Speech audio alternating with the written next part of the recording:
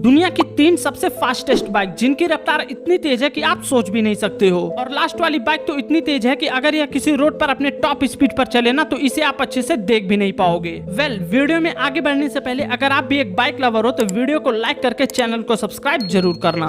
Number 3 पर आती है डुकाटी पैनिगाले V4R जिसकी टॉप स्पीड है 335 किलोमीटर पर आवर, जो कि 0 से 100 किलोमीटर पर आवर की टॉप स्पीड मात्र 3.3 सेकंड्स में ही अचीव कर सकती है। नंबर 2 पर आती है कावासाकी निंजा H2R जिसकी टॉप स्पीड है 400 किलोमीटर पर आवर, जो कि 0 से 100 किलोमीटर पर आवर की रफ्तार मात्र 2.8 सेकंड्स में ही अचीव कर सकती है। अब लास्ट नंबर 1 पर आती है दुनिया की फास्टेस्ट बाइक डॉज टॉमहॉक जिसकी टॉप स्पीड है 680 किलोमीटर